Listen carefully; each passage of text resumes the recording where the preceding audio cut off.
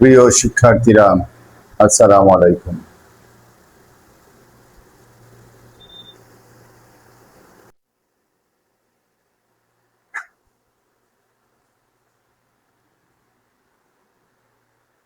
প্রিয় শিক্ষার্থীরা, আসসালামু আলাইকুম।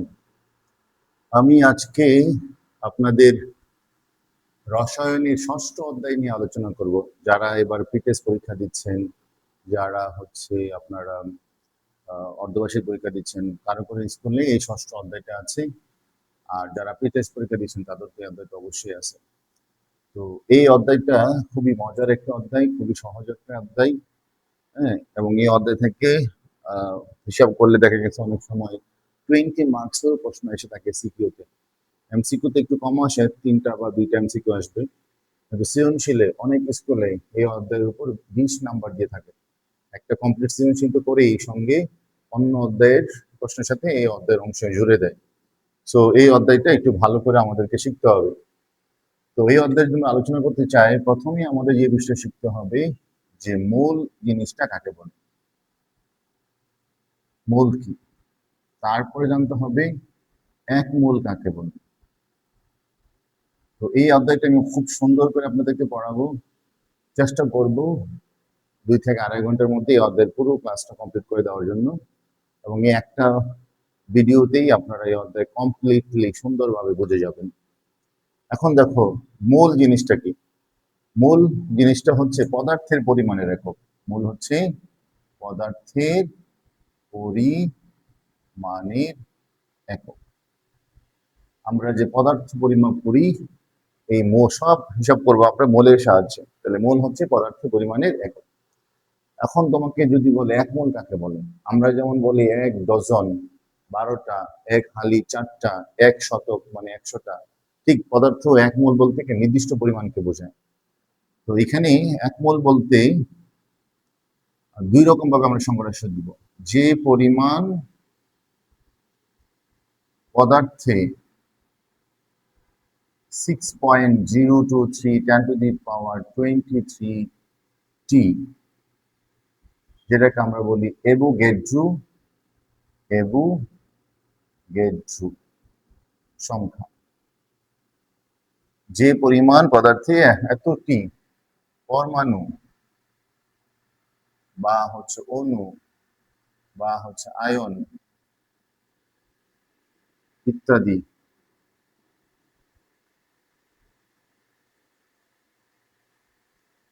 থাকে, তাকে এক মোল বলে। তাহলে দেখো, যে পরিমাণ পদার্থে এতটি পরমাণু, অণু বা আয়ন থাকে তাকে আমরা এক মোল বলে থাকি।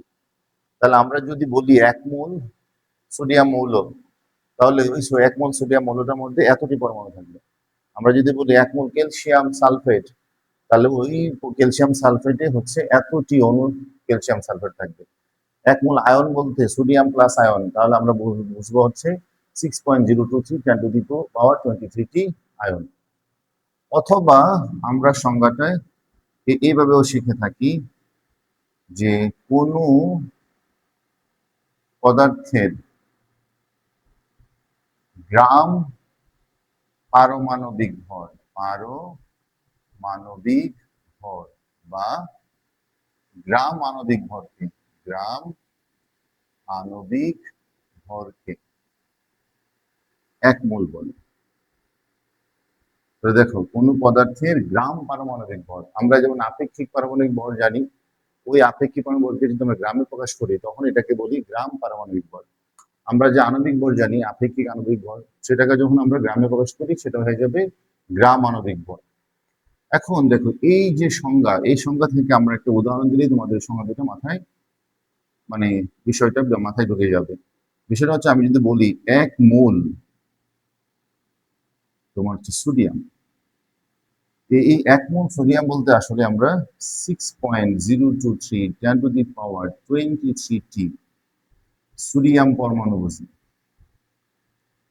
তাহলে 1 মোল সোডিয়াম বলতে আমরা এতটি পরমাণু বুঝি। কিন্তু যদি বলি 1 মোল সোডিয়াম কার্বনেট, 1 মোল সোডিয়াম কার্বনেট, তাহলে 6.023 10⁻23 অণু বুঝবো। আর যদি বলি 1 মোল সোডিয়াম প্লাস আয়ন, তাহলে আমরা এই ঠিক 6.023 10⁻23 আয়ন বুঝবো। তাহলে একটু খেয়াল করো, তাহলে 1 মোল সোডিয়াম বলতে আমরা যখন আমরা মোল বলবো তখন এটা পরমাণু হয়ে যাবে, এতটি পরমাণু। আর যখন আমরা যৌগ বলবো তখন হয়ে যাবে এটা কি, অণু। 1 মোল সোডিয়াম আয়ন বলতে আমরা যেটা বুঝি সেটা হচ্ছে 6.023 10⁻23 আয়ন। তাহলে এখন আমরা এখানে আর কি লিখতে পারি, 1 মোল পরমাণু যখন আছে, আবার আমরা বলতে পারি হচ্ছে 23 গ্রাম সোডিয়াম। 1 মোল সোডিয়াম বলতে আমরা কি বুঝি, যেহেতু এটা মৌল তাহলে তার পারমাণবিক ভর হবে। আবার 1 মোল সোডিয়াম কার্বন বলতে আমরা যেটা বুঝি সেটা হচ্ছে তোমার 106 গ্রাম। তাহলে 1 মোল সোডিয়াম মানে হচ্ছে এতটি পরমাণু, তার মানে হচ্ছে সমান সমান বলতে পারি কি 23 গ্রাম। আবার 1 মোল সোডিয়াম কার্বনের এতটি অণু সমান সমান কত, 106 গ্রাম। আবার এতটি সোডিয়াম আয়ন মানে এতটি আয়ন। ওটা যদি ভরে প্রকাশ করতে চাও, কারণ সোডিয়ামের থেকে একটা ইলেকট্রন চলে গেছে, তো সোডিয়ামের ভর 23 গ্রামই হবে সোডিয়াম আয়নের, কারণ ইলেকট্রনের ভর খুবই নগণ্য। তাহলে দেখো 1 মোল কাকে বলি, মোল কাকে বলি, এই বিষয়টা আমরা খুব সহজে জেনে গেছি। এই সংজ্ঞা থেকে কিন্তু আমরা এখানে একটা সম্পর্ক তৈরি করতে পারি। আমরা বলতে পারি আমরা যদি কোনো অঙ্ক করতে চাই তাহলে আমাদের সম্পর্কটা মনে রাখতে হবে। যেমন ধরো আমরা যদি বলি, আমাকে যদি প্রশ্ন করা হয় যে 260 গ্রামে কতটি হাইড্রোজেন পরমাণু আছে, তাহলে তোমাকে আগে লিখতে হবে 1 মোল সোডিয়াম মানে হচ্ছে এতটি পরমাণু সমান সমান এত গ্রাম। অর্থাৎ 23 গ্রাম সোডিয়ামে পরমাণু থাকে অ্যাভোগাড্রো সংখ্যক, 1 গ্রামে কত, 260 গ্রামে কত। আবার আমরা যদি বলি হচ্ছে যে 100 গ্রাম সোডিয়াম কার্বনেটে কতটি সোডিয়াম পরমাণু আছে, তাহলে সেক্ষেত্রেও আমরা আগে সম্পর্কটা লিখব। যেমন আমরা বলবো, আমরা জানি 1 মোল সোডিয়াম কার্বনেট সমান সমান এতটি অণু সমান সমান কি 106 গ্রাম। অর্থাৎ আমরা বলবো 106 গ্রামে থাকে এতটি অণু, 1 গ্রামে কত আর 100 গ্রামে কত। তাহলে তুমি যদি এই মৌলের সম্পর্কটা না জানো তাহলে রসায়নে তুমি অঙ্ক করতে পারবে না। রসায়নের সব অঙ্ক আমরা মৌল দিয়ে করবো, ঠিক আছে? তো এখন আমরা হচ্ছে এই মৌলের ধারণাটা আশা করি আমরা বুঝতে পারছি। এখন এইটা দিয়ে আমি তোমাদের একটা অঙ্ক করাই, তাহলে ব্যাপারটা আরো ক্লিয়ার হয়ে যাবে। তাহলে আমি বিষয়টা আবার বলি যে 1 মোল কাকে বলে, যে পরিমাণ পদার্থে অ্যাভোগাড্রো সংখ্যক পরমাণু, অণু, আয়ন ইত্যাদি থাকে তাকে 1 মোল বলে। অথবা কোনো পদার্থে গ্রাম পারমাণবিক ভর অথবা গ্রাম আণবিক ভরকে 1 মোল বলে। আর 1 মোল সোডিয়াম বা যে কোনো মৌল বলতে ওই মৌলে পারমাণবিক ভরের সমান বোঝায় অথবা এতটুকু পরমাণু বোঝায়। 1 মোল মানে যৌগ বলতে ওই পদার্থের আণবিক ভর বোঝায় অথবা এতটি অণু বোঝায়। 1 মোল আয়ন বলতে এতটি আয়ন বোঝায়। তো এবার আসেন আমরা যাই হচ্ছে এই মৌলের সম্পর্কটা ব্যবহার করে আমরা দুইটা অঙ্ক করি, তাহলে ব্যাপারটা আরো ক্লিয়ার হয়ে যাবে। আমি যদি তোমাদেরকে, আচ্ছা আমি আমার ক্যালকুলেটর নিয়ে আসি, একটু লাইনে থাকেন।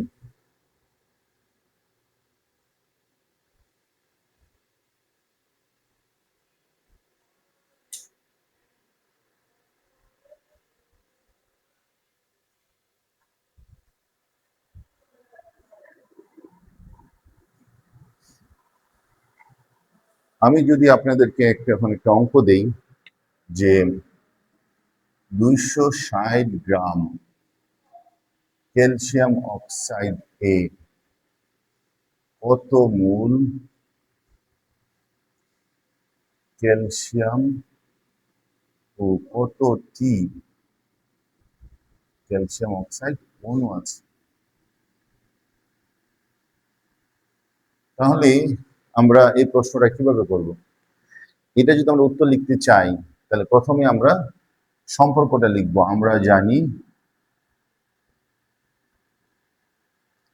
1 মোল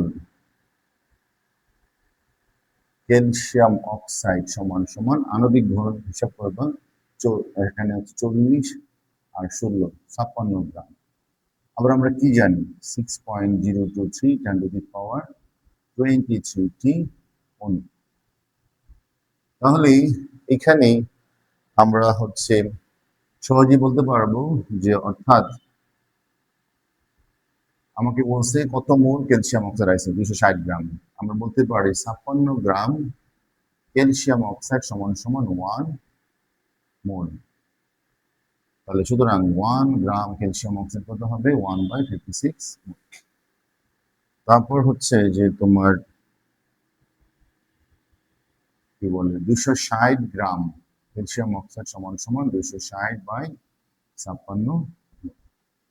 তাহলে এখন আমরা হচ্ছে 260 কে 56 দ্বারা ভাগ করব, তাহলে এখানে হয় হচ্ছে 4.6 মোল, প্রায়, ঠিক আছে, এত মোল। তাহলে দেখো আমরা সহজেই কিন্তু অ্যাভোগাড্রোর কি বলে মূলের সংজ্ঞা থেকে সম্পর্ক দাঁড় করিয়ে আমরা অঙ্কটা করে ফেলতে পারছি। তাহলে তুমি যদি মূলের সংজ্ঞাটা না জানো, মূলের সম্পর্কটা না জানো, 1 মোল মানে কতটি, 1 মোল মানে কত গ্রাম, তাহলে তুমি কিন্তু অঙ্কটা করতে পারবে না। এখন আমাদের আর কি বলছে, কতটি ক্যালসিয়াম অক্সাইড অণু আছে। তাহলে এইটা কিন্তু আমরা দুইভাবে করতে পারি। আমরা আগে এই সম্পর্ক থেকে করি, আবার আমরা বলতে পারি যে 56 গ্রাম ক্যালসিয়াম অক্সাইডে অণু আছে 6.023 10 টু দি পাওয়ার 23 টি। তাহলে 1 গ্রাম ক্যালসিয়াম অক্সাইড অণু আছে কত, 6.023 10 টু দি পাওয়ার 23/56 গ্রাম। তাহলে 260 গ্রামে অণু আছে কত, 6.023 10 to the power 23 divided by 56 into 260। তাহলে 6.023 into 10 to the power 23, এটার সাথে গুণ করবো 260 ভাগ হচ্ছে 50। তাহলে এখানে হবে 3.13 10 to the power 24 T calcium oxide. বুঝতে পেরেছেন? তাহলে বিষয়টা খুবই সোজা, কিন্তু এটা করতে গেলে তোমাকে সম্পর্ক জানতে হবে। তাহলে আমরা দেখলাম যে 260 গ্রাম ক্যালসিয়াম অক্সাইডে কত মোল ক্যালসিয়াম অক্সাইড ও কতটি ক্যালসিয়াম অক্সাইড অণু আছে সেটা আমরা খুব সহজেই জেনে নিতে পারলাম। তো আশা করি তোমরা ব্যাপারটা বুঝতে পেরেছো।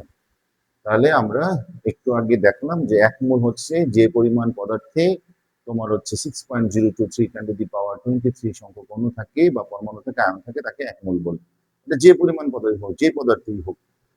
তারপর হচ্ছে তোমার হচ্ছে 1 মোল বলতে আমরা যেটি বলি সেটা হচ্ছে কোনো পদার্থে গ্রাম পারমাণবিক ভর অথবা গ্রাম আণবিক ভরকে আমরা 1 মোল বলি।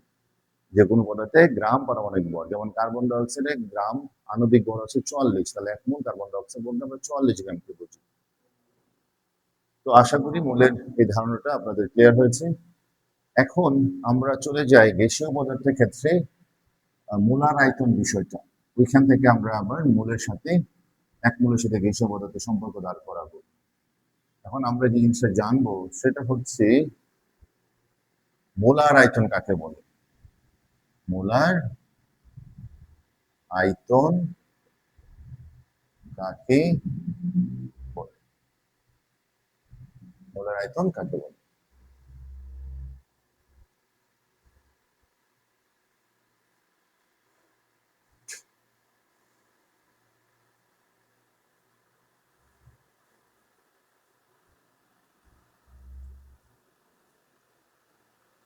এসটিপিতে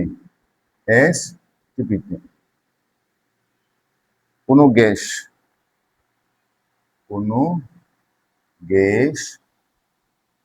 যে আয়তন, কোনো গ্যাস না, সরি, এসটিপিতে 1 মোল গ্যাস যে আয়তন দখল করে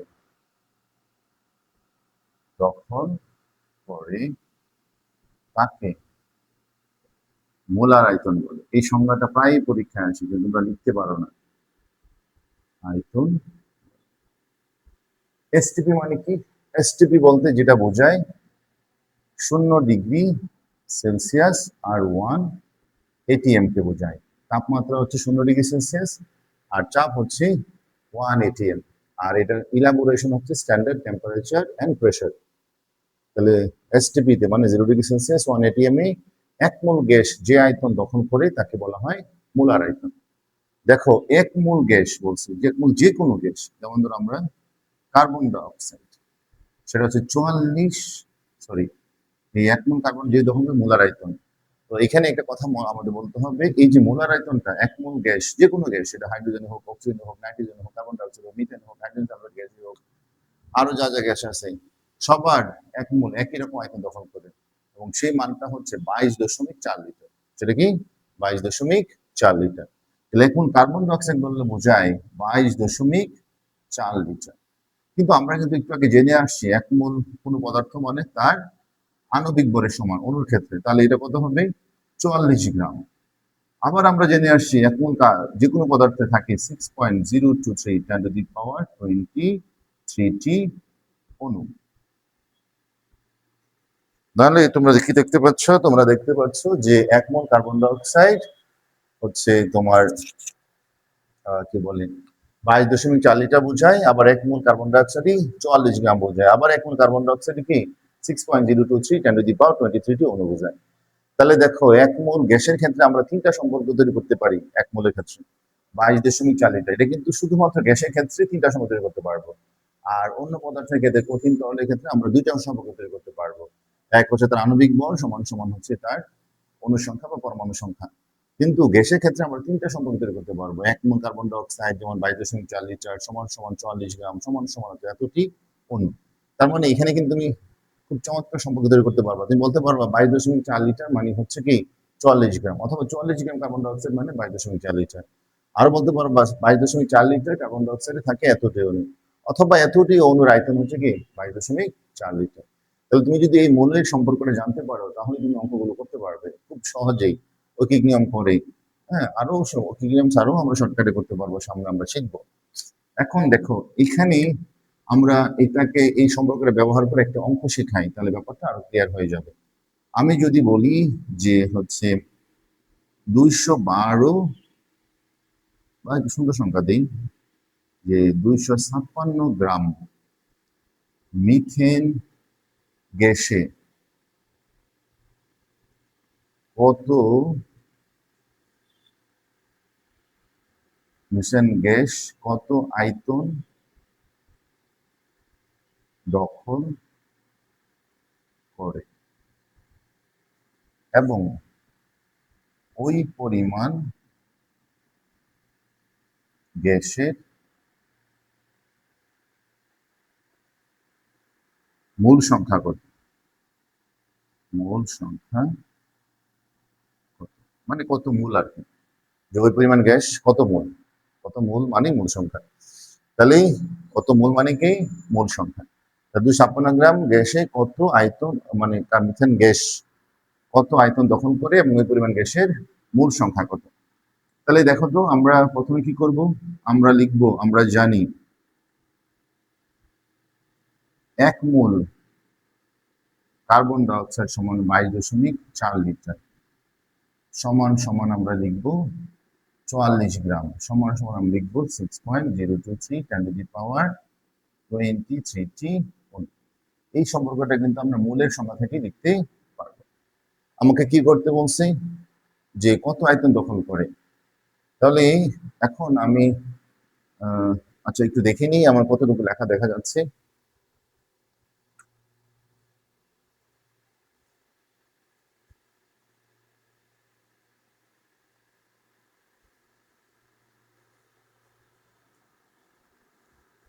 আমরা আরেকটা লাইন করতে পারবো, এবং বাকিটা আমরা উপরে করে নিব।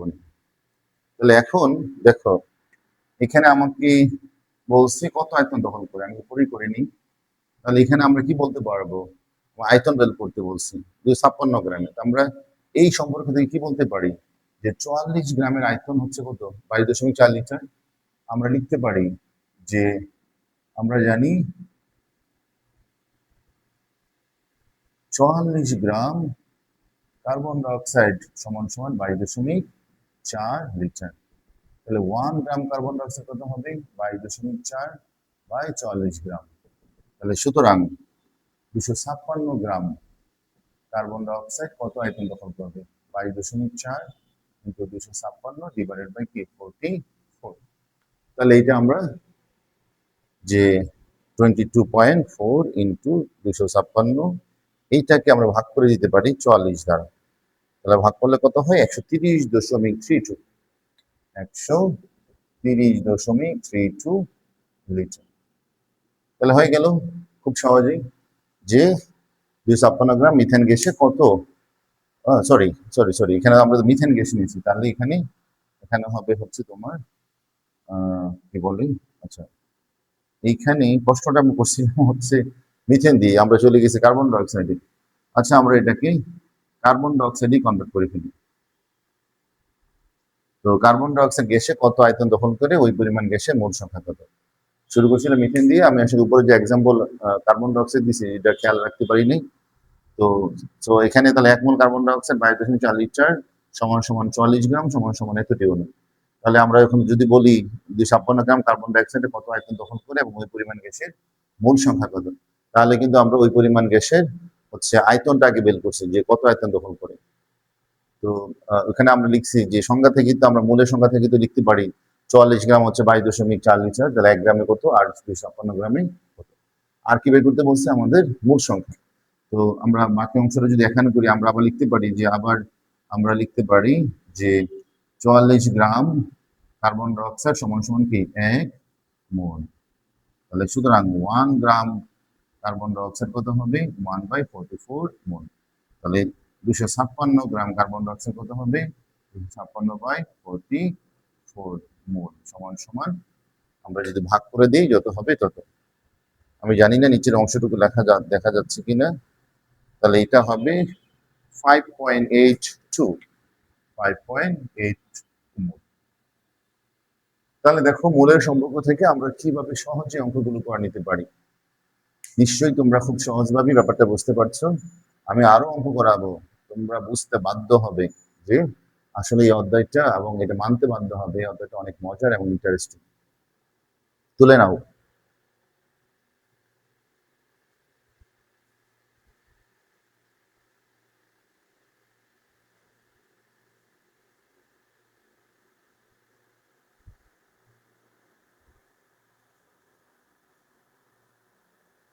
এখন আসো আমরা মূল সংখ্যা কেমনে বের করে এটা শিখি। তো আমরা তো দেখলাম এক মূলের সংখ্যা থেকেই কিভাবে আমরা আণবিক ভরের সাথে সংখ্যার সাথে আয়তনের সম্পর্ক তৈরি করতে পারি। তো সংখ্যার পরিমাণ আণবিক ভরের সাথে পরমাণুর সংখ্যা অণুর সংখ্যার সম্পর্ক প্লাস আয়তনের সম্পর্ক, এগুলো আমরা মূলের সংখ্যা থেকে কি করতে পারি? এদের সাথে কানেকশন তৈরি করতে পারি। তো এখন পর্যন্ত যা আলোচনা করেছি আশা করি বুঝতে পেরেছো এবং মূলের সংজ্ঞা, মূল কাকে বলে এই বিষয়টা তোমাদের ক্লিয়ার হয়েছে। এখন আসেন হচ্ছে আমরা চলে যাই মূল সংখ্যা কেমনে বের করে। একটা নির্দিষ্ট পরিমাণ পদার্থে কত মোল আছে, তাহলে মূল সংখ্যা বের করার সূত্র। এখন মূল সংখ্যা বের করার সূত্র হচ্ছে আমরা চারভাবে আলোচনা করতে পারি। মূল সংখ্যাকে n দ্বারা প্রকাশ করা হয়। তাহলে মূল সংখ্যা এই জিনিসটাকে কি দ্বারা প্রকাশ করা হয়? মূল সংখ্যা জিনিসটাকে n দ্বারা প্রকাশ করা হয়। হ্যাঁ, মূল সংখ্যাকে n দ্বারা প্রকাশ করা। তাহলে n সমান সমান হচ্ছে W/m। আমরা বাংলায় লিখবো এখানে মোল, এত মোল, একক মূল সংখ্যা যদি বলি। এখন মূল সংখ্যার আরেকটা সূত্র হচ্ছে n সমান সমান তোমার হচ্ছে n বাই, ডাইরেক্ট লিখে ফেলতে পারো 0.023 10⁻23। n মানে হচ্ছে অণুর সংখ্যা বা পরমাণুর সংখ্যা, অণুর সংখ্যা বা পরমাণুর সংখ্যা। তারপরে আমরা লিখতে পারি সেটা হচ্ছে n সমান সমান d/22.4 লিটার। এইটা শুধুমাত্র গ্যাসের জন্য প্রযোজ্য, গ্যাসের জন্য প্রযোজ্য। এটা কিন্তু আমরা অন্য কোনো পদার্থের ক্ষেত্রে, তরল বা কঠিনের ক্ষেত্রে প্রয়োগ করতে পারবো না। হ্যাঁ, এটা শুধুমাত্র কি গ্যাসের জন্য প্রযোজ্য, এটা ভালো করে খেয়াল রাখতে হবে, না হলে রিফাত একাডেমির মতন উল্টা পাল্টা তোমরাও বই করে বসে থাকবে। এটা শুধুমাত্র গ্যাসের জন্য প্রযোজ্য। কিসের জন্য? গ্যাসের জন্য প্রযোজ্য। 4 নাম্বার মূল সংখ্যা বের করে সূত্র তোমাদের বইয়ে নাই, কিন্তু এটা শিখে রাখবে। SB/1000। এস মানে হচ্ছে এখানে, এস হচ্ছে ঘনমাত্রা, আর বি হচ্ছে ml আয়তন, ml আই।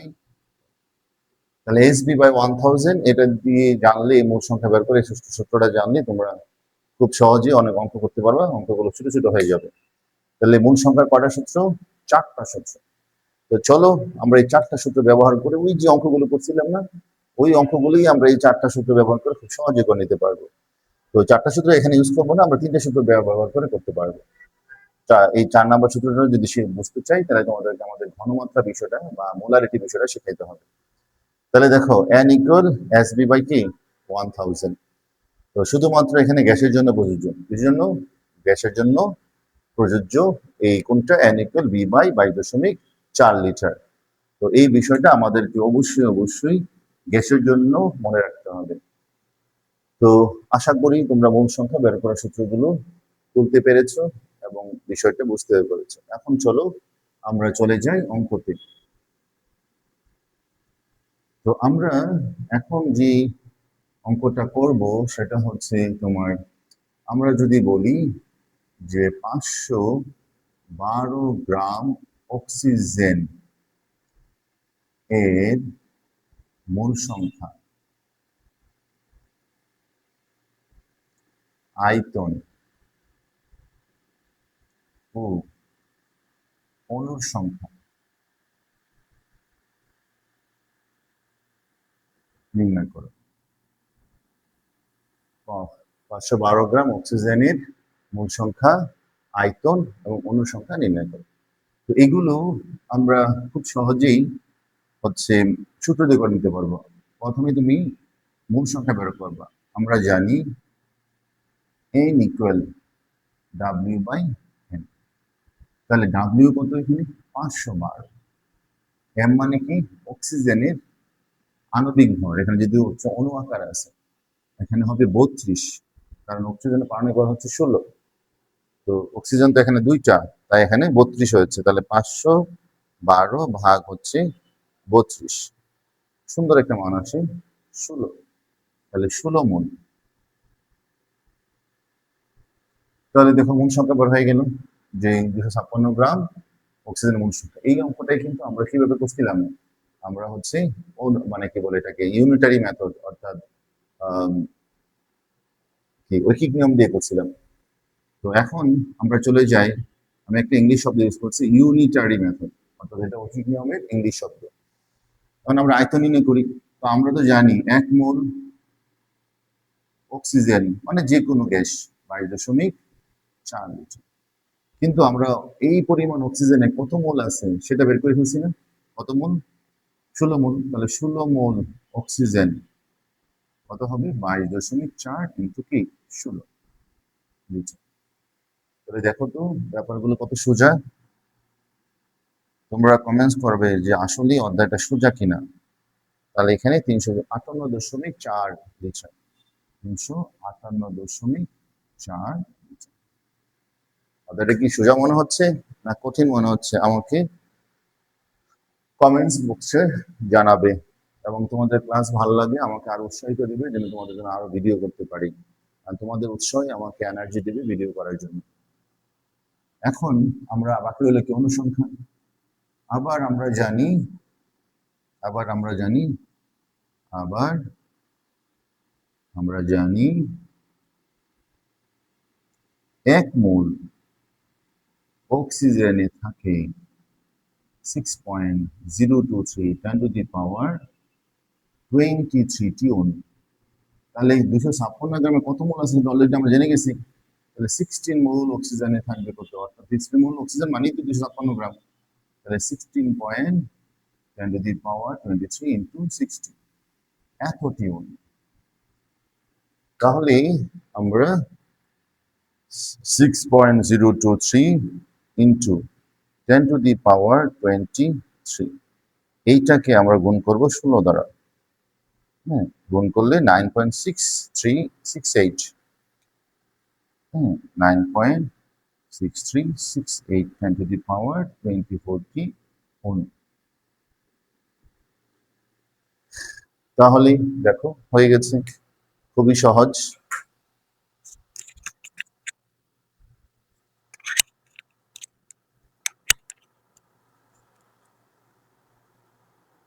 সহজ কিনা একটু কমেন্টস করে জানাও।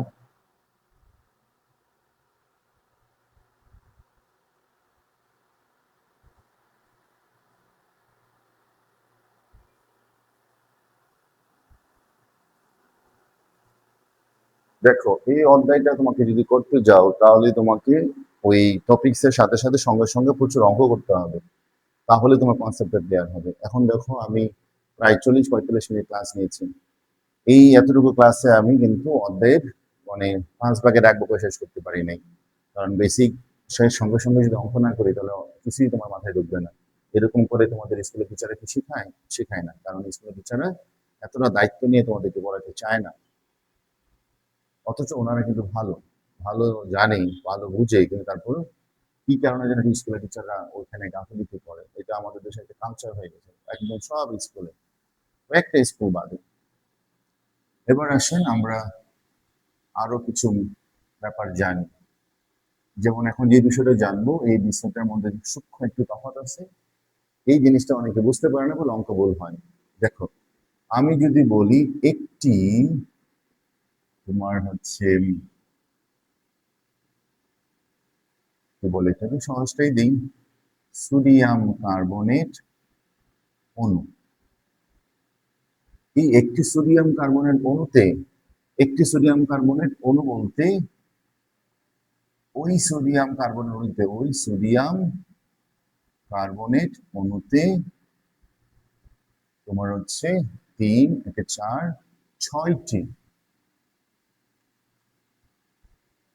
ছয়টি পরমাণু থাকে।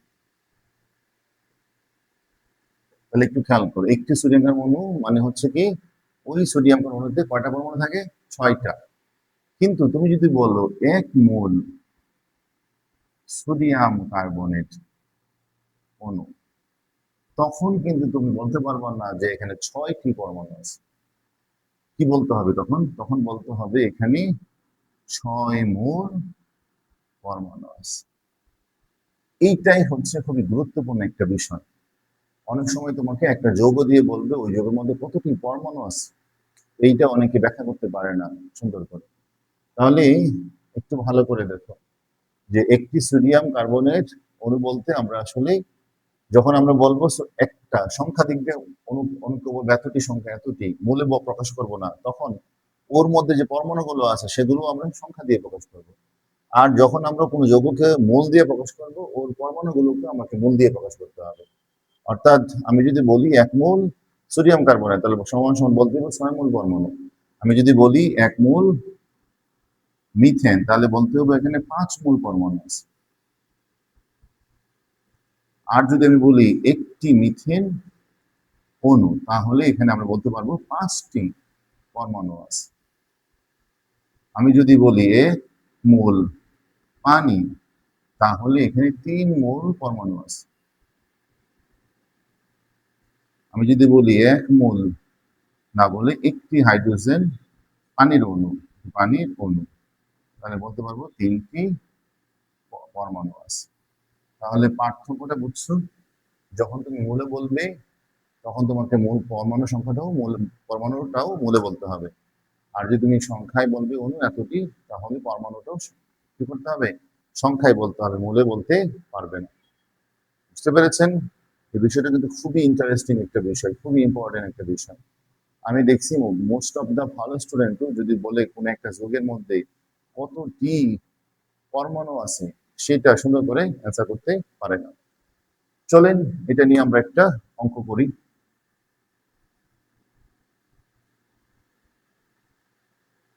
দেখো এই অধ্যায়টা আমার এত দখলে আছে যে আমার এই অধ্যায়ের কোনো এক্সাম্পল কোনো কিছু আমার মানে হেল্প লাগে না, কোনো শীত লাগে না, এটা আমি এমনিই মাথায় আছে, সবই এক্সাম্পল তাৎক্ষণিকভাবে আমি বানিয়ে দিতে পারি।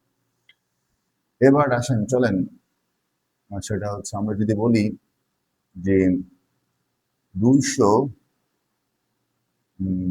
80 গ্রাম ক্যালসিয়াম কার্বনেট অণুতে কতটি পরমাণু আছে?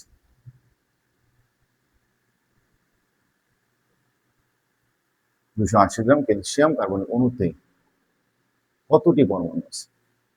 তাহলে চলেন আমরা দেখি। প্রথম কাজ হচ্ছে আমাদের ক্যালসিয়াম কার্বনেটের মূল সংখ্যা বের করা, মানে মূল সংখ্যা। তো মূল সংখ্যাকে আমরা কি দ্বারা প্রকাশ করি? n দ্বারা। তাহলে মূল সংখ্যা n সমান সমান হচ্ছে w বাই m। w হচ্ছে আমরা জানি 280 আর m হচ্ছে 100, কারণ ক্যালসিয়াম কার্বন আণবিক ভর 100, তাহলে 2.8। এখন আমাকে বের করতে বলছে পরমাণু। দেখবা আবার আমরা জানি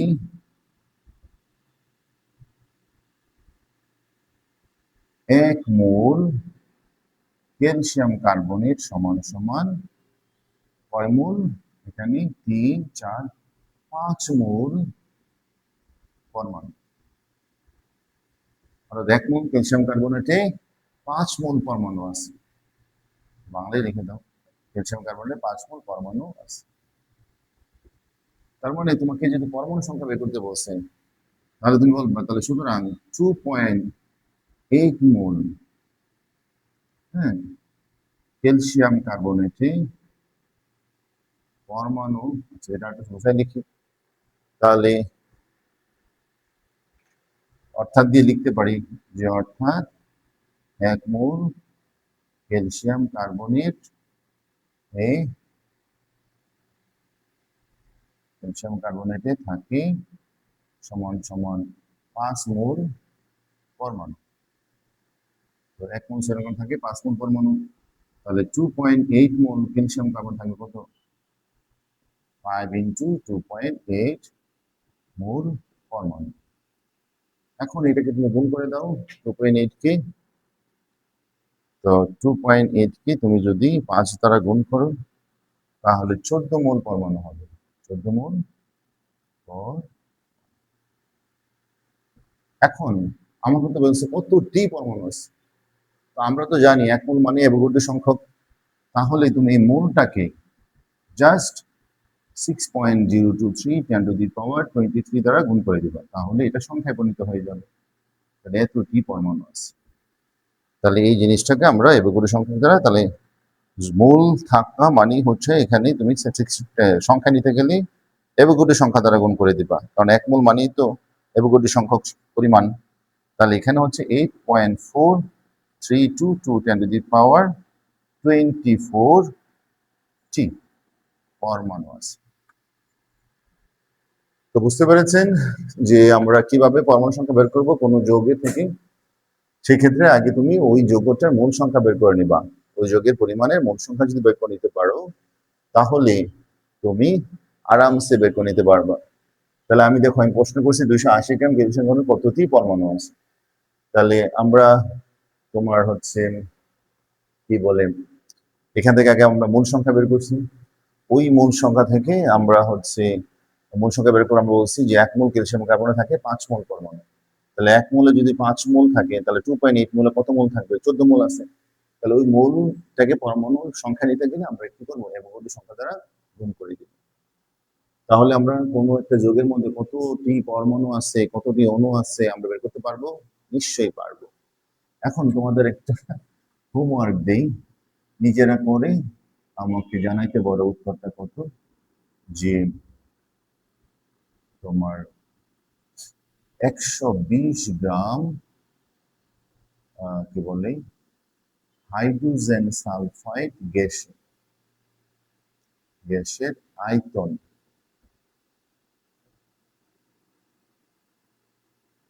তারপর হচ্ছে মোল সংখ্যা ও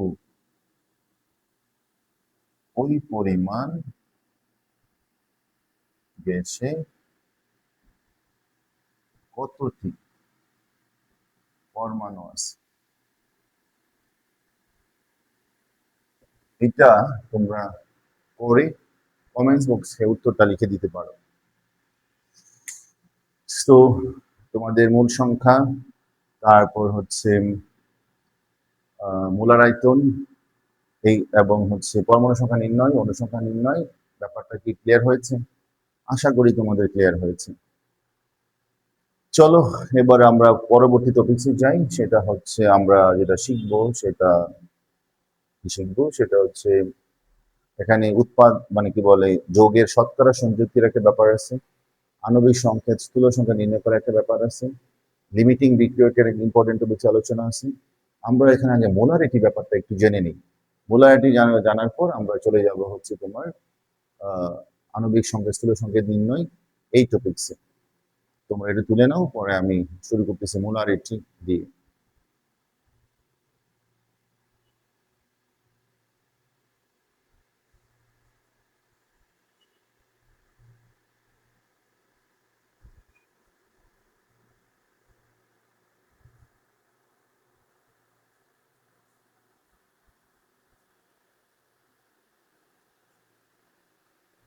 আসেন আমরা মোলারিটি নির্ণয় করি। মোলারিটি অপর নাম হচ্ছে ঘনমাত্রা শক্তিমাত্রা, তো বা কনসেন্ট্রেশন। মোলারিটি বা হচ্ছে ঘনমাত্রা বা হচ্ছে শক্তিমাত্রা, মানে কোনো একটা দ্রবণের মোলারিটির অপর নাম ঘনমাত্রা শক্তিমাত্রা, ইংলিশে বলে কনসেন্ট্রেশন অথবা স্ট্রেংথ বলে। এখন মোলারিটি জিনিসটা কি? মোলারিটি হচ্ছে নির্দিষ্ট তাপমাত্রায় প্রতি লিটার আয়তনে দ্রবীভূত দ্রবের মূল সংখ্যাকে বলা হয় মোলারিটি। অর্থাৎ তাপমাত্রা পরিবর্তন করলে কিন্তু মোলারিটি পরিবর্তন হয়। তাপমাত্রা পরিবর্তন করলে মোলারিটি কি হয়? পরিবর্তন হয়। নির্দিষ্ট তাপমাত্রায়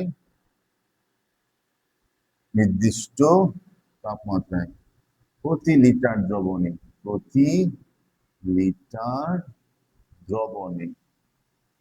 দ্রবীভূত দ্রবের মূল সংখ্যাকে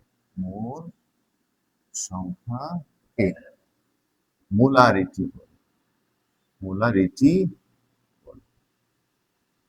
নির্দিষ্ট তাপমাত্রায় প্রতি লিটার দ্রবণে দ্রবীভূত দ্রবের মূল সংখ্যাকে কি বলে? মোলারিটি বলে। তাহলে এই সংখ্যা থেকে আমরা বলতে পারি মোলারিটি, যেটাকে আমরা এস দ্বারা প্রকাশ করি, মোলারিটি এস সমান সমান এন বাই বি। তাহলে বিটা অবশ্যই লিটারে আয়তন।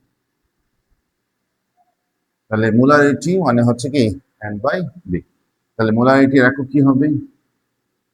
এই সূত্রটা কিন্তু আমাদের বইয়ে নাই, কিন্তু সংখ্যার এই সূত্র না দিয়ে ডিরেক্ট অন্য একটা সূত্র চলে গেছে। তো মোলারিটি এর একক হচ্ছে মোল পার লিটার। এটাকে আমরা ইংলিশে লিখি মোল পার লিটার এইভাবে, অথবা সংক্ষেপে বলি আমরা ক্যাপিটাল এম। তাহলে মোলারিটির একক হচ্ছে মোল পার লিটার অর্থাৎ এম। এখন এইটাই তোমাদের বইয়ে আয়তনকে যদি আমরা এমএল এ নেই, লিটারকে এমএল এ 1000 দ্বারা কি করতে হয়? ভাগ করতে হয়। এন মানে কি? W by M. তাহলে এন হচ্ছে ডাব্লিউ বাই এম, আর এস কে আয়তনকে যদি আমি 1000 দ্বারা ভাগ করি, হ্যাঁ, তাহলে এই জিনিসটা ধরো হচ্ছে এস। এন মানে কি? W by M. আমি শিখে আসছি, এটা লিটারে আছে, এটা যদি এমএল এ নিতে চাই তাহলে আমাদের হচ্ছে কোনো একটা জিনিসকে 1000 দ্বারা ভাগ করতে হয়। লিটার থেকে এমএল এ 1000 দ্বারা গুণ করতে হয়, কিন্তু এটাকে যদি উল্টোভাবে আবার লিটারে নিই 1000 কি করতে হবে? ভাগ করতে হবে। তখন এই বিষয়টাকে আমরা এভাবে লিখি আর কি, এস সমান সমান ডাব্লিউ ইন্টু 1000 ডিভাইডেড বাই কি? M B. তাহলে মোলারিটি মানে হচ্ছে তোমার S equal W into 1000 by M B. এই সূত্রটা যখন আমরা ব্যবহার করব, এখানে অবশ্যই আয়তন এমএলএ হবে। আয়তনটা অবশ্যই এমএলএ হতে হবে। তাহলে মোলারিটি সূত্র আমরা দুটাই মনে রাখবো, S equal N by V অথবা S equal W into 1000 by M V. কিন্তু এই সূত্রটা ইউজ করলে অবশ্যই আয়তনটা এমএলএ হবে, আর এই সূত্র ইউজ করলে আয়তনটা অবশ্যই কি হবে? লিটারে হবে। তো মোলারিটি সংজ্ঞাটা, মোলারিটি সূত্রটা আশা করি আপনারা বুঝতে পেরেছেন। এখানে হচ্ছে মোলারিটির অপর নাম হচ্ছে ঘনমাত্রা বা শক্তিমাত্রা। তাহলে মোলারিটি কি? নির্দিষ্ট তাপমাত্রায় প্রতি লিটার দ্রবণে দ্রবীত দ্রবের মোল সংখ্যাকে কি বলে? মোলারিটি বলে। এখন প্রাসঙ্গিকক্রমে আমরা দ্রবণ সম্পর্কে জানবো। সেমিমোলার দ্রবণ জানবো, ডেসিমোলার দ্রবণ জানবো, মোলার দ্রবণ জানবো, তারপর হচ্ছে সেন্টিমোলার দ্রবণ জানবো। দ্রাবক এবং দ্রব সম্পর্কেও আমাদেরকে একটু জানতে হবে। তো মোলারিটি ব্যাপারটা আশা করি বুঝতে পেরেছেন।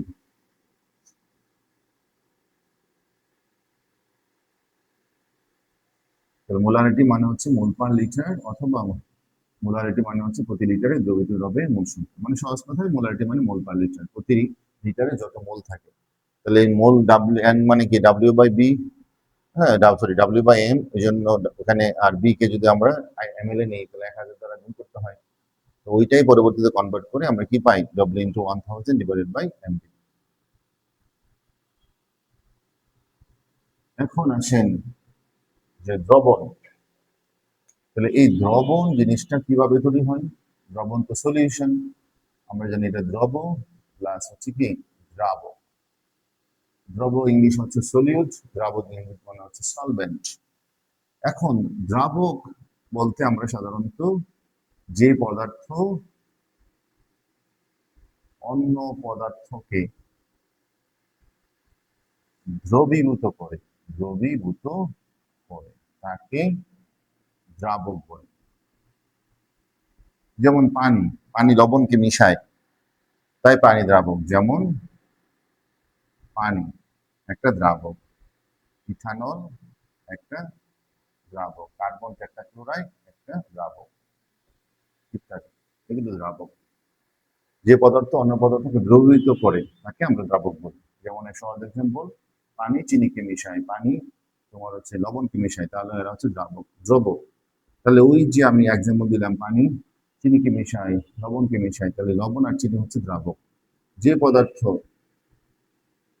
আমরা এভাবে বলতে পারি দ্রাবকে দ্রবীভূত হয় তাকে দ্রব বা সলিউট বলে। এখন যে পদার্থ দ্রাবকে কি হয়? দ্রবীভূত হয়, অথবা যে পদার্থ অন্য পদার্থের মধ্যেই দ্রবীভূত হয়, মিশে যায়, সেটাকে হচ্ছে দ্রব। আর দ্রবণ কি? দ্রবণ হচ্ছে দ্রব প্লাস দ্রাবকের মিশ্রণ, মানে চিনি দ্রবণ, মানে চিনিকে পানিতে মিশালে যেটা হয় সেটা হচ্ছে চিনি দ্রবণ। তো দ্রাবক দ্রবণ সম্পর্কে আপনারা নিশ্চয়ই বুঝতে পেরেছেন। এইবার চলেন আমরা চলে যাই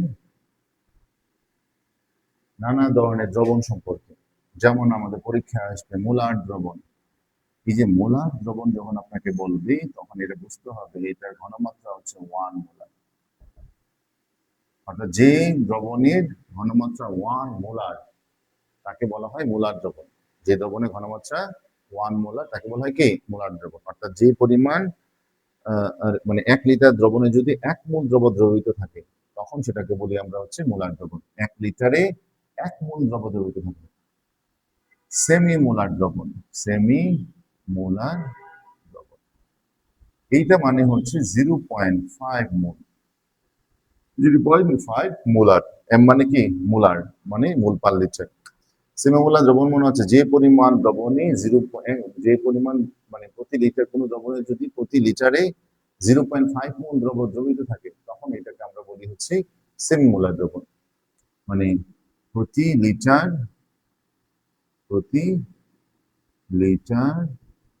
দ্রবণে 0.5 মোল দ্রব দ্রবীভূত থাকলে,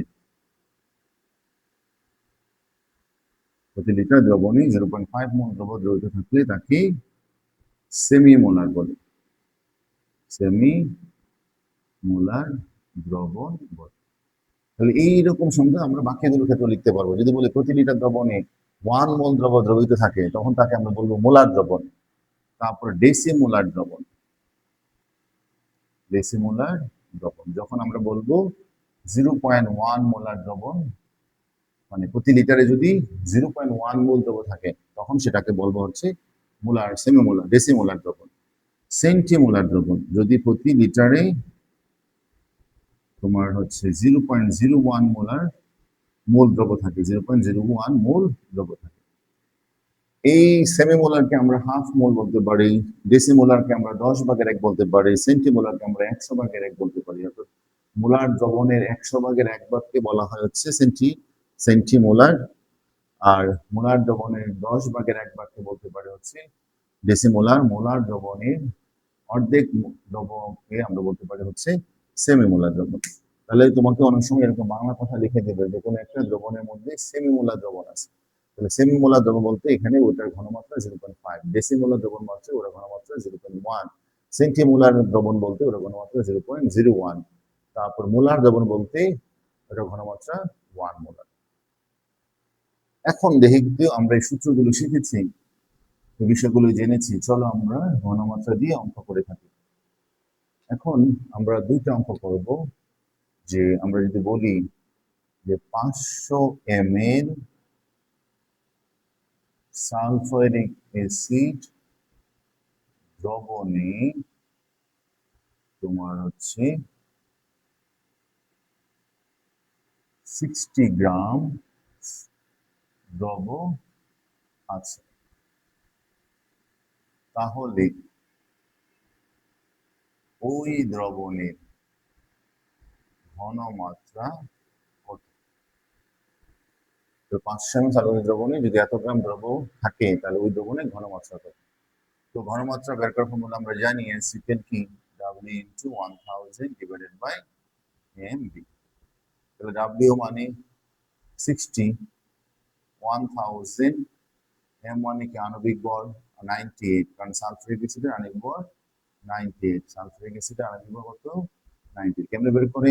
1 into 2, সালফারে 32, অক্সিজেনের 16 ইন্টু কত 4। তাহলে এখানে হিসাব করো, হিসাব করলে এখানে 98 গ্রাম হবে, কিন্তু আয়তন কত 500। তার মানে কত মোল হয়, কত মোলার হয় দেখো, তাহলে এখানে 60 ভাগ হচ্ছে 500 ভাগ হচ্ছে 98, তাহলে এটা 1.22 মোলার। সিম্পল অঙ্ক, যারা এর অধ্যায়ে আছে এমসিকিউ জন্য সূত্র কাজে লাগবে। যে 500 ml সালফারিক অ্যাসিড দ্রবণে 60 গ্রাম দ্রব আছে, তাহলে ওই দ্রবণের ঘনমাত্রা কত? তো সূত্রটা মনে রাখলে আমরা সহজেই ঘনমাত্রা নির্ণয় করতে পারব।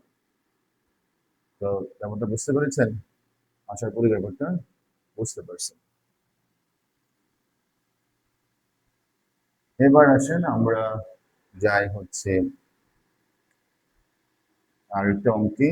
আমি একটা বক্স করি যে একটা দ্রবণ, এটা হচ্ছে তোমার পটাশিয়াম হাইড্রোক্সাইডের দ্রবণ, এটার ঘনমাত্রা হচ্ছে সেমিমোলার, আয়তন হচ্ছে 250 ml।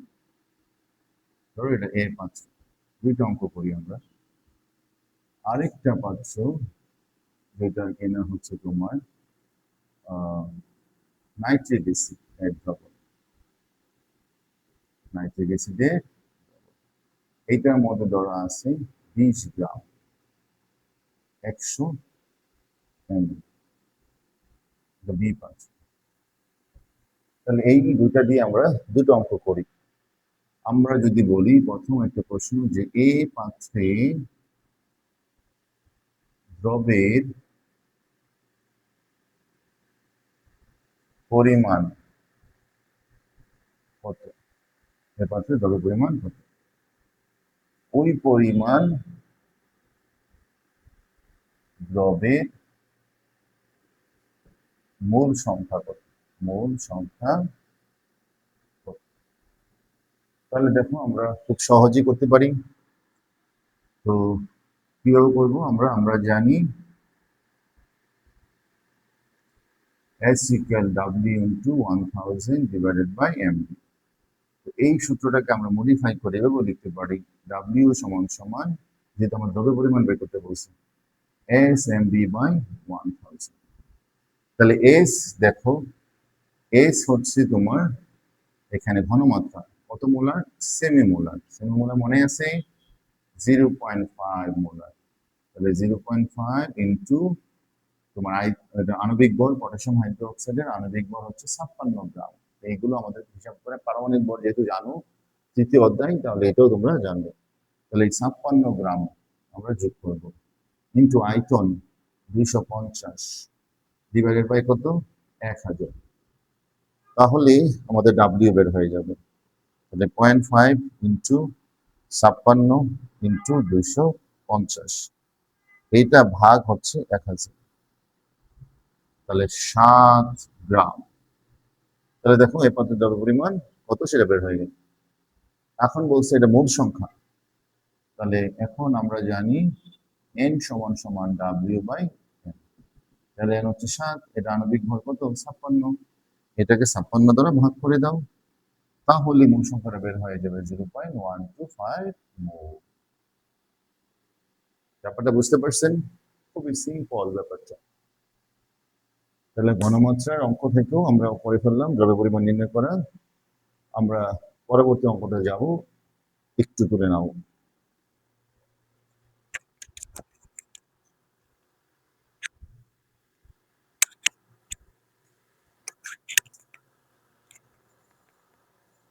পরবর্তী অঙ্কটাতে আমরা চলে যাই। পরবর্তী অঙ্কটা প্রশ্নের জন্য কি প্রশ্ন করতে পারি? আমরা করতে পারি ওই পাত্রের দ্রবণে অর্থাৎ নাইট্রিক অ্যাসিড দ্রবণের ঘনমাত্রা কত। আমরা একটু অন্যভাবে দুই পাত্রের জন্য সূত্রটা দিই। আমরা যদি বলি যে বি পাত্রের দ্রবণটি সেমি মোলার কিনা, সেমি মোলার দ্রবণ কিনা যাচাই করে। বি পাত্রের দ্রবণ কি সেমি মোলার দ্রবণ কিনা। তো এইরকম প্রশ্ন দিলে আমরা অনেকে ঘাবড়াই যাই, এইটা কি সেমি মোলার দ্রবণ কিনা বুঝবো কিভাবে? আমরা ঘনমাত্রা বের করব। তো আমরা ঘনমাত্রা শুধু জানি, এবং 4 রকমের ঘনমাত্রা শিখছি আমরা: মোলার দ্রবণ, সেমিমোলার দ্রবণ, ডেসিমোলার দ্রবণ, সেন্টিমোলার দ্রবণ। আমরা দেখবো এই 4 রকমের মধ্যে এটা কোনটা হয় কিনা। এখানে যদি বলে দিই সেমিমোলার হবে কিনা, তো সেমিমোলার হইতে গেলে ঘনমাত্রা কত হইতে হবে? 0.5। তাহলে আমরা এটা নিই এম বি। ডাব্লিউ কত? 20, 1000। এম কত? আণবিক বল, নাইট্রিক অ্যাসিডের আণবিক বল হচ্ছে 63 গ্রাম। এগুলো আমাদেরকে জানা থাকতে লাগবে। 63, আয়তন কত? 100। শূন্য শূন্য কাটা, শূন্য শূন্য কাটা। তাহলে দেখেই মনে হচ্ছে এটা কি হবে না? সেমিমোলার হবে না। তাহলে 200 ভাগ 63 কত হয়? 3.17, অর্থাৎ 3.2 মোলার। সুতরাং দ্রবণটি সেমিমোলার নয়, সেমি মোলার দ্রবণ নয়। বোঝা গেল? তাহলে দেখেন, আমরা আপনাদের বইয়ের এই অধ্যায়ের 4 ভাগের 1 অংশ করেছি, এতেই আমাদের অনেক সময় লেগে গেছে। আর এই অধ্যায়টা প্রপারলি সুন্দর করে শেষ করতে গেলে মিনিমাম 4 ঘন্টা লাগবে। তো দেখি আজকে আমি কতটুকু করতে পারি।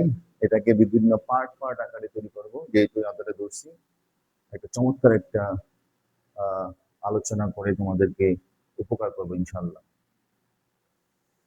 যাদের ভালো লাগবে তারা দয়া করে আমার চ্যানেলটা সাবস্ক্রাইব করবে এবং এটা শেয়ার করে দিবে, বেশি জন তোমার বন্ধুরা আমার ক্লাসটা পায় এবং তাদের উপকার আসে। চলো আমরা আরেকটা টপিক শিখি, যেটা তোমাদের বইয়ে নাই, কিন্তু ওইভাবে অনেক সময় অঙ্ক আসে। দেখো, আমরা যদি একটা বড় জগের মধ্যে অর্ধেক পানি নিয়ে ওখানে তোমার হচ্ছে 4 চামচ চিনি দিই, এবং এতে একরকম মিষ্টতা হবে। ওই জগটার মধ্যে যদি আমি আরো মানে যে প্রথমে যে পরিমাণ পানি নিয়েছি তার দ্বিগুণ পরিমাণ পানি দিই, তাহলে আগের মতো মিষ্টতা হবে? হবে না। তাহলে ওই ওই দ্রবণের মিষ্টতা কিন্তু কমে যাবে। তার মানে আয়তন বাড়াইলেই মিষ্টতাটা কমে যায়। ঠিক রাসায়নিক পদার্থের ক্ষেত্রেও কোন একটা পদার্থ, ধরো তুমি 100 ml পটাশিয়াম ক্লোরাইড দিলা, ওইখানে পটাশিয়াম ক্লোরাইডের যে ঘনমাত্রা হবে, তুমি যদি ওখানে আয়তন বাড়াই দাও 200, তখন কিন্তু তার ঘনমাত্রাটা কমে যাবে, কারণ পানি বাড়াইলেই ওই পদার্থের দ্রবণীয়তাটা বেড়ে যায়, তখন আগের মতো ঘনমাত্রাটা থাকে না। ঠিক মানে তোমার মিশ্রতা যে হারে কমে যায়, ঘনমাত্রাটাও সে হারে কমে যাবে। তার মানে দ্রবণের ঘনমাত্রা এবং আয়তনের সম্পর্কটা হচ্ছে পরস্পরের ব্যস্তানুপাতিক। তাহলে এইখান থেকে এটাকে, এই বিষয়টাকে বলা হয় দ্রবণের লঘুকরণ। দ্রবণের লঘুকরণ অর্থাৎ একটা দ্রবণ অনেক গাঢ় আছে, গাঢ় মানে আছে মানে ধরো 100 মিলে তুমি হচ্ছে 5 গ্রাম চিনি মিশাইলা, এইটা একরকম বিষয়। 100 মিলে তুমি যদি 10 গ্রাম চিনি মিশাও, তাহলে ওখানে চিনি দ্রবণটা বেশি গাঢ় দ্রবণ। তাহলে এই এই গাঢ় দ্রবণকে আমি কিভাবে লঘু করবো? গাঢ় দ্রবণকে লঘু করার উপায় হচ্ছে পানি অ্যাড করা, দ্রাবক অ্যাড করা। তাহলে দ্রবণ লঘুকরণের বিষয়টা হচ্ছে দ্রবণের ঘনমাত্রা হচ্ছে এর আয়তনের ব্যস্তানুপাতিক। দ্রবণের ঘনমাত্রা এর আয়তনের, অর্থাৎ ঘনমাত্রা সমানুপাতিক 1/d। এখান থেকে আমরা একটা সমানের মধ্যে গোটাতে গেলে আমরা এখানে একটা ধ্রুবক বসাতে হয়, কে, কনস্ট্যান্ট। তার মানে এখানে হবে কি এস বি ইকুয়াল কে। এটা মানে কি এস বি ইকুয়াল কে? এটা মানে হচ্ছে ধরো তোমার তোমার আয়তন হচ্ছে, একটা দ্রবণের আয়তন প্রথমে হচ্ছে 100 ml, আর তোমার হচ্ছে ঘনমাত্রা হচ্ছে 1 মোল। কথার কথা 1 মোলার। তাহলে এই 100 × 1 গুণ করলে একটা মান পাবো কি 100। এখন যদি তোমার দ্রবণের আয়তন কমাইয়া তুমি 500 ml 50 ml দাও, তখন যদি তার হচ্ছে পানি কমাই দেওয়া মানে তার ঘনমাত্রা হয়ে যায় 2 মোলার, তখন এই 50 × 2 গুণ করলে কত হবে? 100 হবে। অর্থাৎ তুমি মানে হচ্ছে যদি আয়তনটাকে বাড়াই দাও, তাহলে তোমার হচ্ছে ঘনমাত্রাটা কমে যাবে। আবার আয়তন কমাইলে ঘনমাত্রা কি বেড়ে যাবে। কিন্তু আয়তন এবং ঘনমাত্রার গুণফলটা সবসময় একটাই মান আসবে, ভিন্ন মান আসবে না। কেউ আসবে না, ভিন্ন মান আসবে না। এই বিষয়টাকে বলা হয় এরকম এস বি ইকুয়াল কে। তাহলে এই সূত্রটা আমরা এভাবে লিখতে পারি S1V1 ইকুয়াল S2V2। অর্থাৎ আমি যেমন এখানে গুণ করছিলাম 100 এবং 1 মিলে 100 হয়, আবার 50 আর 2 মিলে কি হয় 100 হয়। তাহলে এই আয়তনটাকে যদি আমি S1 ধরি, ঘনমাত্রা মানে সরি B1 ধরি, ঘনমাত্রা যদি S1 ধরি, এই আয়তনটাকে যদি B2 ধরি, ঘনমাত্রাকে যদি আমি S2 ধরি, তাহলে এখানে আমরা S1V1 এর মান যা পাবো, এখানে S2V2 মান কি পাবো, তাই তো পাবো। আমরা লিখতে পারি না S1V1 ইকুয়াল কি S2V2। এই সূত্রটা তোমাদের বইয়ে নাই, কিন্তু আমরা এই সূত্রটা আমাদের কাজে লাগাবো। এই সূত্রটাকে বলা হয় দ্রবণ লঘুকরণের সূত্র। তাহলে দ্রবণের লঘুকরণের সূত্রটা দিয়ে আমরা সহজেই অঙ্ক করে নিতে পারবো। আমাদের অংশ বলবে একটা দ্রবণের ঘনমাত্রা 0.5 মোলার আছে, ওই দ্রবণটাকে তুমি কিভাবে ডেসিমোলারে পরিণত করবে, তখনই আমরা এই সূত্রটা ইউজ করবো। চলো এটাতে আমরা একটা অঙ্ক করি। কিছু কিছু জিনিস আছে তোমাদের বইয়ে নাই, কিন্তু এগুলো তোমাদেরকে শিখতে হবে, এবং এগুলো টিচারের দায়িত্ব প্রাসঙ্গিক আমি বিষয়গুলো শেখানো।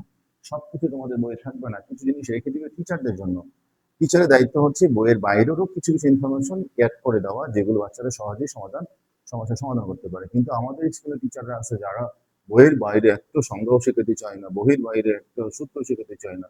এটা মনে করে তারা অপরাধ করেছে। একটা স্টুডেন্ট যদি একটু বেশি জানে, একটু ইন্টারমিডিয়েটের প্রশ্ন জেনে নেয়, জেনে নিয়ে যদি সলিউশন করে, তখন সে এটা নাম্বার দিতে চায় না। এটা হচ্ছে সম্পূর্ণ মানসিকতা পরিচয়, সংকীর্ণ মানসিকতা পরিচয়। টিচারের মানসিকতা সংকীর্ণ হওয়া উচিত না।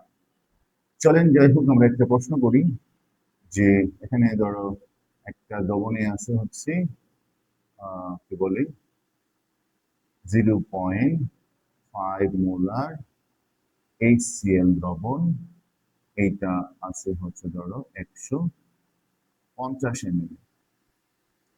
এখন তোমাকে যদি প্রশ্ন করে যে এই পাত্রের দ্রবণের ঘনমাত্রাকে কিভাবে, পাত্রের দ্রবণের ঘনমাত্রাকে কিভাবে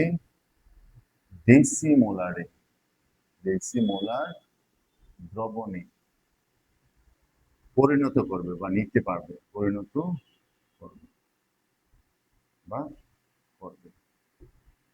যে এ পাত্রে দ্রবণের ঘনমাত্রাকে কিভাবে ডেসিমোলার দ্রবণে পরিণত করবে, অথবা এ পাত্রে দ্রবণের ঘনমাত্রাকে ডেসিমোলার দ্রবণে রূপান্তর করবে। এরকম প্রশ্ন আসলে আমরা সহজেই লিখে ফেলবো।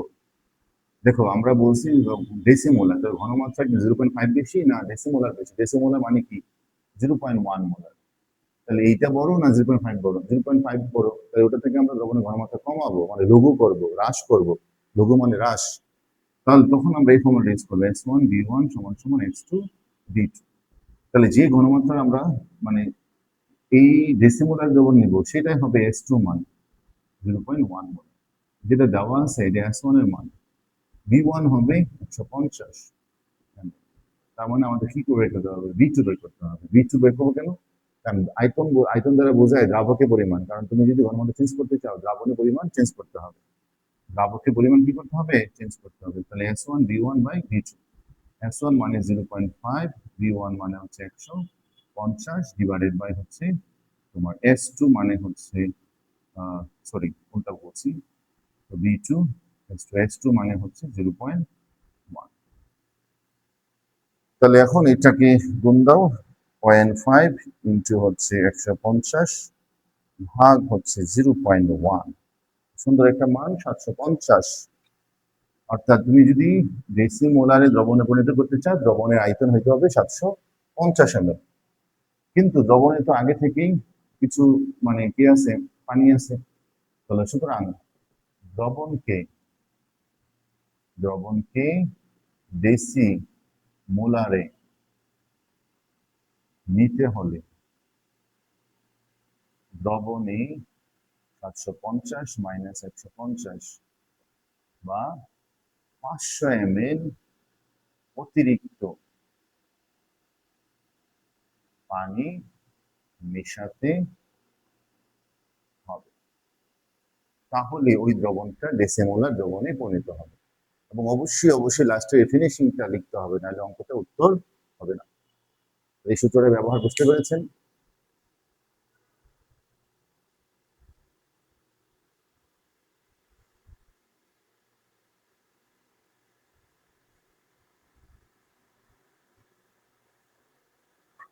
হাই হাই, এতক্ষণ আমি কি লিখলাম? এটা রাসায়নিক গণনা।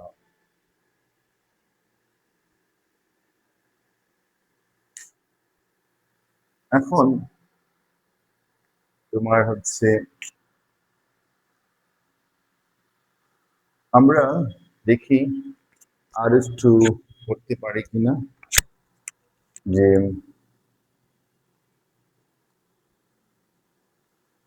কি বলে দ্রবণের শতকরা সংযুক্ত আর যৌগের শতকরা সংযুক্তি হিসাব করা, আণবিক সংকেত হিসাব করা, স্থূল সংকেত হিসাব করা।